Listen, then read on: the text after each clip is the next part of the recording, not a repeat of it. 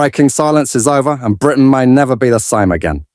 They thought King Charles would stay quiet, that he would smile, wave and say nothing while Britain bled out billions. But not this time. The king has flipped and now the establishment is rattled.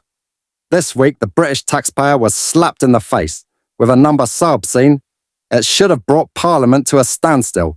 £4.7 billion.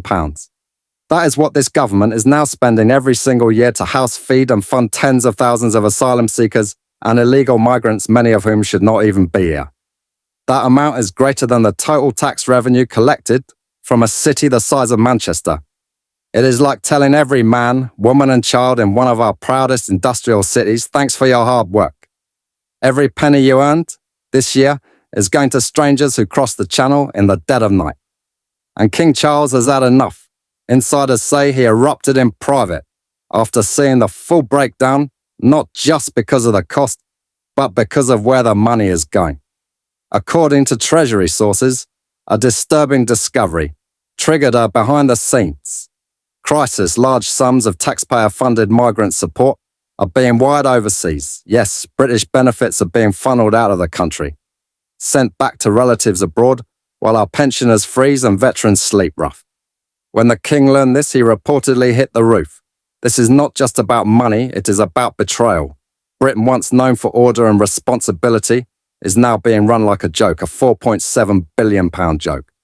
The king has allegedly summoned senior ministers and demanded immediate action, focusing his fury on the Home Office and the departments overseeing asylum payments. He reportedly ordered the minister in charge to block all overseas transfers from accounts tied to migrant support funds, stating this is British money for British needs. Meanwhile, the public is fuming because the real scandal is not just the price tag. It is the insanity of the priorities. While Brits struggle with soaring energy bills, while the NHS buckles, while crime goes unchecked.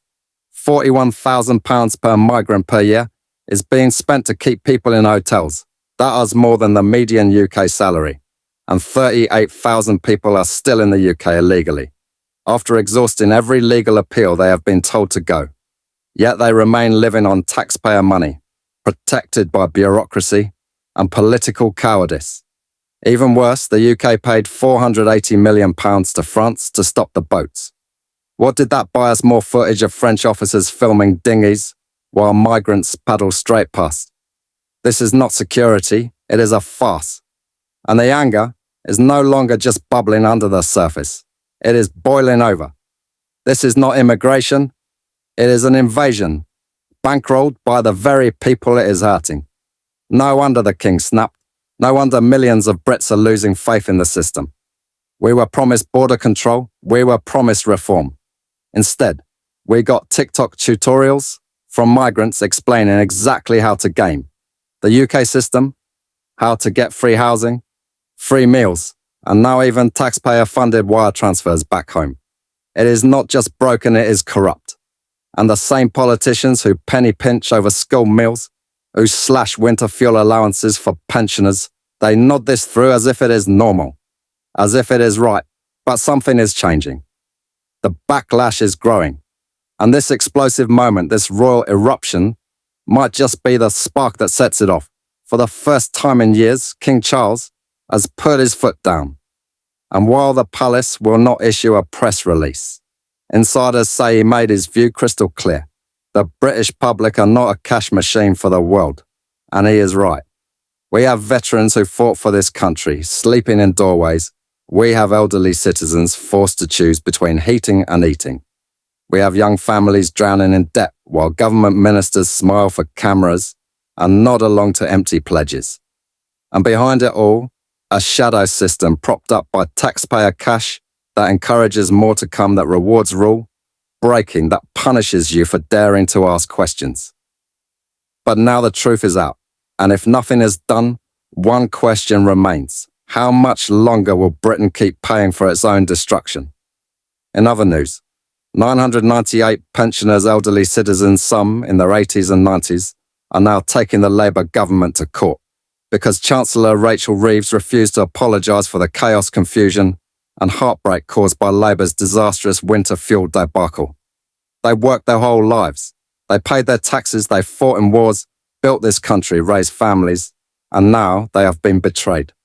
Let that sink in. Not only did Reeves strip away up to £300 from elderly citizens, many living alone, many choosing between eating and eating, she had the audacity, when given the chance, to refuse an apology. And this was not just a blunder. It was a calculated move, reversed only when the pressure became unbearable and the backlash impossible to ignore. Now elections are looming and Reform UK is surging.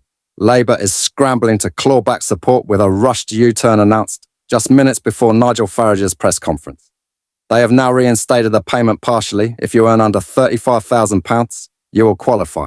But even that is riddled with confusion. Couples do not know what they will get. Many pensioners still will not receive the full amount. And worst of all, the repayment will come through. Next year's tax returns, meaning the Treasury will claw it back from the very same people. It pretends to help. You could not make it up. And the black hole, the fiscal irresponsibility.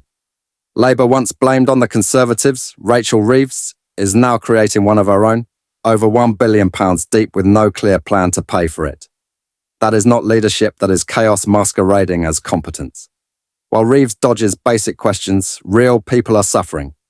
Take Fergus, a 75-year-old pensioner from London. He will now get £200, not £300. Not enough to heat his home. So what does he do?